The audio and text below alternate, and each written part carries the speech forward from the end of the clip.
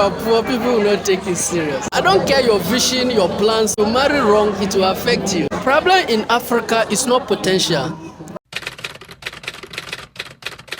What advice can you give to a young person to be financially stable in 2023? What is that one most important advice you'd give young you? What is your perception of an ideal North? What do you think that you can do to promote it? Hello, sir. Sama Adam is my name, the Tamale Tourist. I'm a content creator who focuses on promoting the potentials of the North. My name is Ibrahim Yunus. I'm a life coach. I'm an expert in three fields. I'm very passionate in three fields. The first one has to do with self-esteem. The second has to do with relationship or marriage. And then the third has to do with finance.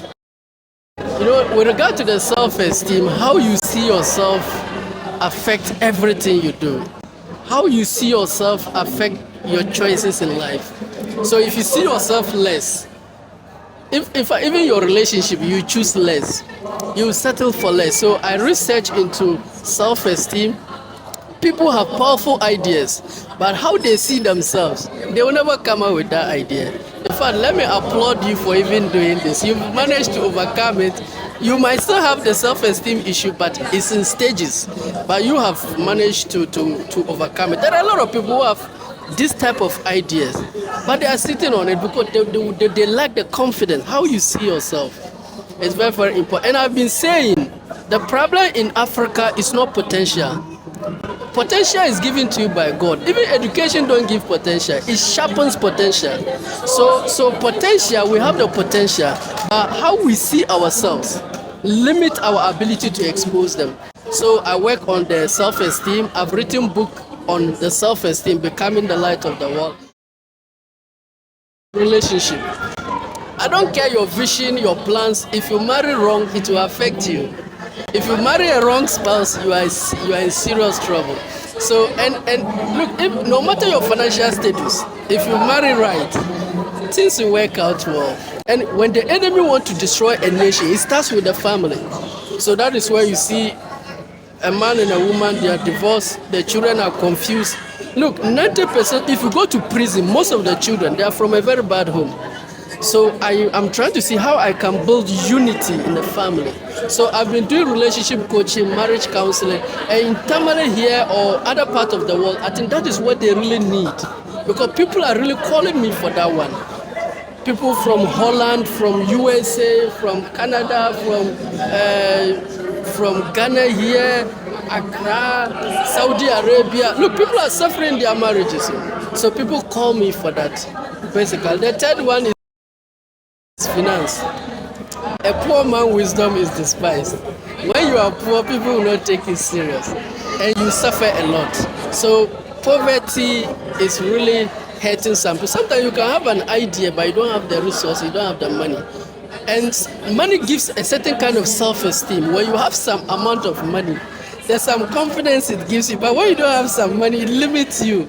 So money gives you the freedom to do the things God put in your heart. So I research into money, and sometimes it's not about how much you are earning. How much can you keep from how much you are earning? You are earning 3,000, but at the end of the month, you spend 3,500. So what do you have? So sometimes it's not how much you earn. How much can you keep from how much you earn? So people need to understand finances. Finance is very important. So if Bill Gates come out to give advice, you see how people go for it. If Elon Musk come out to give advice, so money puts you in a position for people to listen to you, and it helps you to solve people's needs. Sometimes what people need is not advice. Help them. Like I had opportunity to go to school fees. What advice would you give to the person? Just cash the money. So if you are broke, how can you help these people? And once you're able to help somebody financially, you don't even need to say much. They will take your advice seriously. So these are the areas I focus on. So. More or less answered all my questions, but I'd like to reiterate them. Now, since you're talking about finance, I want to ask, what advice can you give to a young person to be financially stable in 2023? So I have three things to tell them. The first one is peer pressure. Trying to prove you have when you have nothing. That thing is really killing a lot of people. don't never in money, live according to your level. If it is 1,000 cedi you have, if it is 500 you have, if it is 100 cedi you have, it's not static, it's temporary. That's the level you are right now. So live according to that. Don't buy a watch to impress somebody. Now when it comes to money, we have relationship and authenticity. You need to be authentic. Then you make the right relationship. Anytime you have to fake yourself to attract any relationship, it cannot last. It means that you are even in the wrong company. So if you pick a lady or a guy, the normal way you spend, you just spend normal with the person. If the person is really for you, they will understand and be with you. But if you try to fake it, go and fake a car to prove you have, now the lady marry you and realize that it's a lie. A lady, you don't have a breast, you go and fake a breast, the guy realizes it's not a real. So don't fake anything. It's connection. If you want honest, true connection, you have to be authentic. And once you are authentic, inshallah, so financially be okay, just be who you are. If the food you buy, if it is only one meat you can buy, just buy. Just be yourself. Don't try to create a lie. It will put a lot of burden on you. Now the second thing is know the difference between assets and liabilities.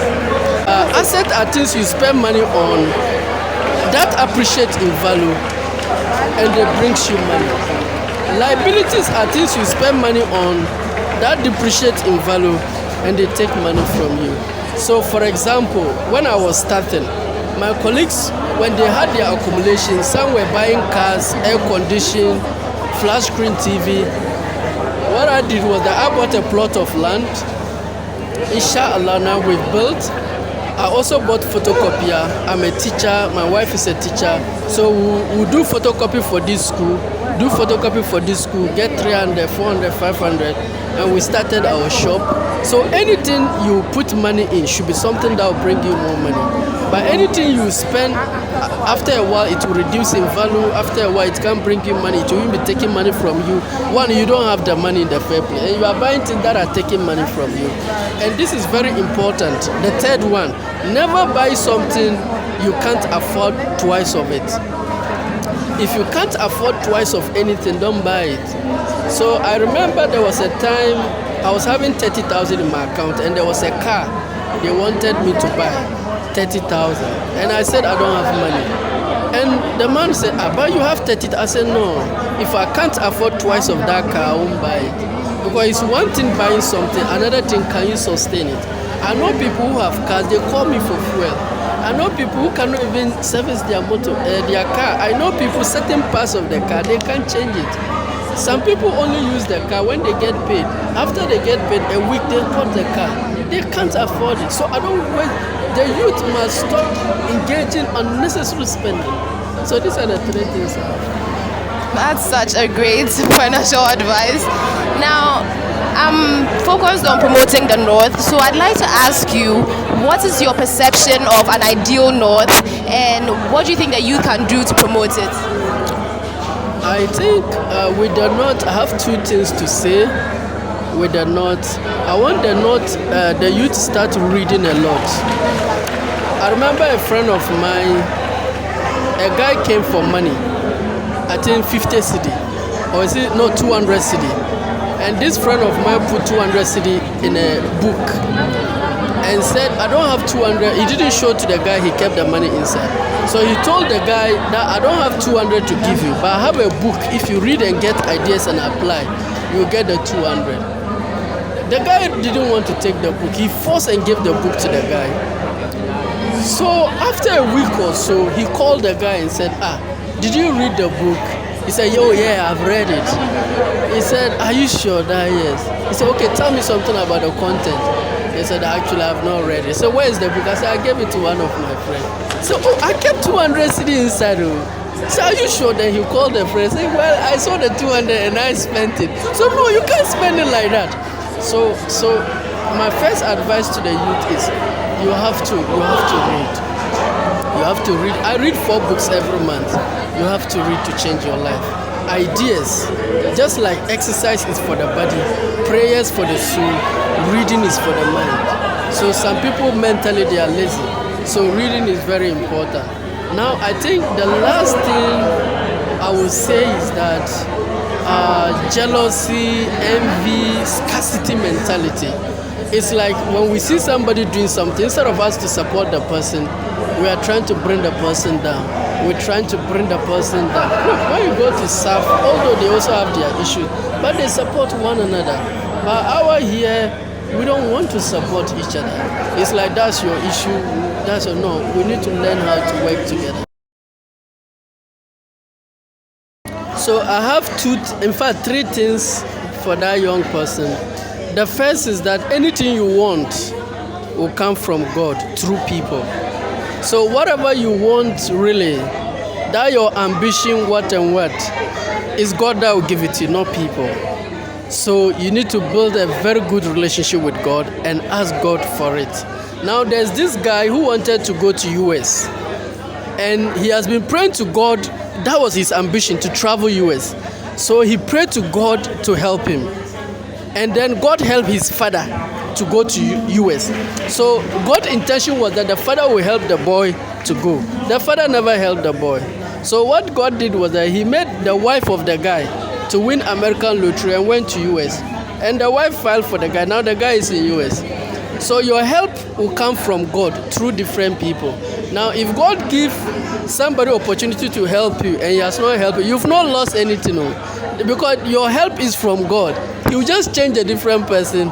So you never lose anything. Now the second thing is that there were two successful business guys having a successful business. Unfortunately, one day the business catch fire. It burned throughout. One couldn't control it. He committed suicide because that's all his life. The other guy was watching the business burning while he was smiling. He was smiling. They said, your other colleague commits suicide. You are watching your business. You've invested how many years smiling? He said that when I came to this world, I came naked. I had zero. That he will never experience loss in his life. That even if it is laptop he has, it's better than when he came.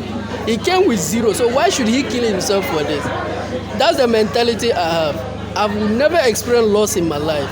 I came here naked, and whatever I accumulate, when I'm going, I'll go naked. So nothing really frustrates me basically. And my help comes from God. You understand? So if God revealed to me to go to you for help and you are not helping, I'll just, God, this person said no, then you change a different person. Now the last one is your relationship, the one you marry. My woman is very supportive. She's a very good woman. Now I've seen a guys who marry wrong. The lady is killing the guys. Just this radio program I attended, one guy married a lady. She's to kill that guy. So if you marry wrong, you live frustrated. So that's what I'm thinking. All right, thank you very much. You have so many incredible analogies and stories. I love that. It's a fool who thinks it is his might, it is his strength, it is his wisdom, it's his gift that have accumulated anything he has. It's God mercy. It's Ayadum. So let's give all the glory to God. So everything I've said here is God will help me. So I wish you two all the best. Yeah. Thank you so much for this interview. It's been a pleasure.